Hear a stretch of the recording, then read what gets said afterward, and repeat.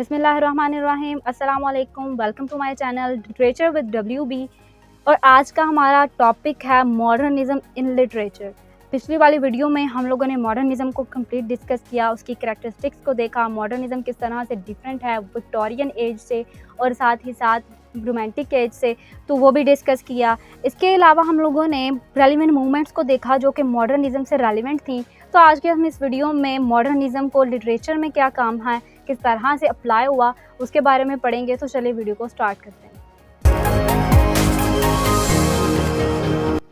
जैसा कि पिछली वीडियो में मॉडर्निज़्म पे कंप्लीट डिस्कस हो चुका है, तो आप लोगों को इस बात का अंदाज़ा तो हो ही चुका होगा कि मॉडर्निज़्म जो था वो लोगों को प्रैक्टिकल लाइफ की तरफ लेके आया था, उनको रियलिटी की तरफ लेके आया था। इसके अलावा जो इंडस्ट्रियलाइजेशन थी, इंडस्ट्रियलाइज्ड लाइफ थी, उसको किस तरह से इंसानियत ने, मैनकाइंड ने किस तरह से अपनी प्रोग्रेस का जिम्मेदार ठहराया कि इंडस्ट्रियलाइजेशन के बगैर तो हम लोग तरक्की ही नहीं कर सकते। तो ये हमारी प्रोग्रेस में बहुत ज़्यादा इम्पोर्टेंट है। जैसा कि पीछे जो है वो इन्होंने इंडस्ट्रियलाइजेशन को किस तरह से बिल्कुल रिजेक्ट कर दिया था कि नहीं, लेकिन इस एज ने इंडस्ट्रियलाइजेशन को एक्सेप्ट किया, उसको अडॉप्ट किया, अपनी प्रोग्रेस का जिम्मेदार सिर्फ और सिर्फ इंडस्ट्रियलाइजेशन को ही ठहराया कि इंडस्ट्रियलाइजेशन जो है वो एक मेन थीम है हमारी प्रोग्रेस का। तो इसके अलावा जो उस वक़्त के पोइट्स थे वो इंस्पायर हुए फ्रेगमेंटेड नेचर से, यानी कि इन्होंने अपने वर्क में बिल्कुल जिस तरह वो नेचर को देखते थे बिल्कुल वैसे ही एज इट इज़ अपने लिरिकल वर्क्स में उन्होंने उसी फॉर्म में जो है उसको कंपोज करना शुरू कर दिया। और इसी कंट्रीब्यूशन को लिटरेचर में लिटरेरी मॉडर्निज़्म या मॉडर्निज़्म इन लिटरेचर का नाम भी दिया गया। इसके अलावा हम लोग मॉडर्निज़्म सिर्फ और सिर्फ पोइट्री में ही नहीं देखते, बल्कि हम लोगों ने नॉवेल्स और ड्रामाज़ में भी मॉडर्निज़्म को देखा। मॉडर्न लिटरेचर में नॉवेल्स और ड्रामाज़ वगैरह भी बहुत ज़्यादा आए। ड्रामाज़ की अगर बात की जाए तो ड्रामा में जो उसका जो मेन मतलब है वो है इमिटेशन, यानी कि जो लोग थे वो ड्रामा नहीं, उसके मेन जो मीनिंग था उस पर फोकस नहीं करते थे, बल्कि उसकी इमिटेशन पे फोकस कर रहे होते थे कि ये किसकी इमिटेशन हो रही है। और अगर हम लोग ड्रामा की बात करें तो इमिटेशन जो है वो सिर्फ और सिर्फ ये ड्रामा के जॉनरा में ही पाया जाता है। अगर हम किसी दूसरे जॉनरा की बात करें तो उसमें हम लोगों को इमिटेशन नहीं मिलती, पोएट्री में इमिटेशन हम लोगों को नहीं मिलती। सिर्फ और सिर्फ ड्रामा ही एक ऐसी चीज़ है जिसमें कि एक ऐसा जॉनरा है जिसमें हम लोगों को इमिटेशंस देखने में मिलती है।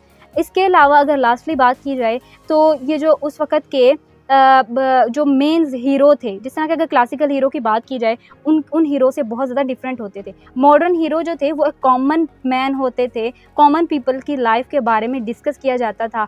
उनको कोई सेंस ऑफ मोरालिटी नहीं होती थी। वो जो प्रोटैगनिस्ट है या जो मेन कैरेक्टर है वो बहादुर भी हो सकता है, वो कॉवर्ड भी हो सकता है, मतलब वो बुज़दिल भी हो सकता है। इसके अलावा इन्होंने कोई भी बाउंड्री नहीं रखी थी प्रोटैगनिस्ट में और एंटागोनिस्ट में।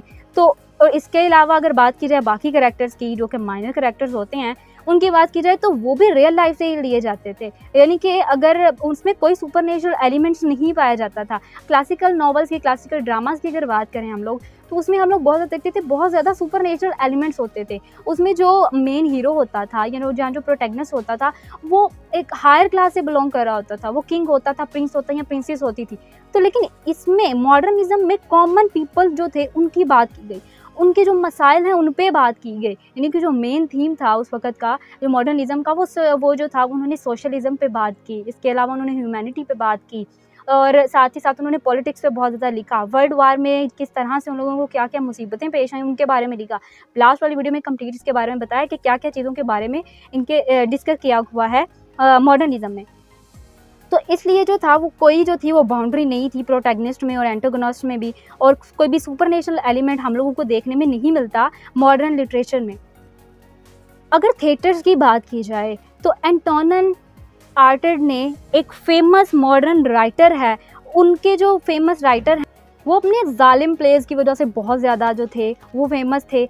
और इनको जो है उनके थिएटर्स को नाम दिया जाता है थिएटर ऑफ क्यूरियोसिटी। यानी अगर दूसरे मॉडर्न राइटर्स की बात की जाए या थिएटर्स की बात की जाए तो जॉर्ज बर्नार्ड शॉ जो है वो एक और थिएटर राइटर हैं जो कि इंस्पायर हुए थे हेनरी इब्सन से, जिन्होंने के लिखा है नेचुरलिस्ट पे जो रियलिस्टिक टेक्निक्स हैं उनके बारे में लिखा है। अगर एपिक थिएटर की बात की जाए तो वो इंट्रोड्यूस हुआ था बेर्टोल्ट ब्रेट ने उसको इंट्रोड्यूस करवाया था। और ब्रेट ने एरिस्टोटल के थिएटर को बिल्कुल रिजेक्ट कर दिया था। उसने बोला था कि मैं इसको नहीं मानता, मैं इसको थिएटर ही नहीं मानता। तो इसने एपिक थिएटर को इंट्रोड्यूस करवाया, उसके मुताबिक जो उसको बेहतर लगा उसने वो किया। तो ये थी आज की वीडियो जिसमें कि हम लोगों ने लिटरेचर का मॉडर्निज़्म में क्या किरदार है, कि किस तरह से मॉडर्निज़्म में लिटरेचर प्रमोट हुआ या कौन-कौन सी चीज़ें आई, कौन-कौन से थीम्स आए। तो ये सारी डिस्कशन की हमने आज के इस वीडियो में।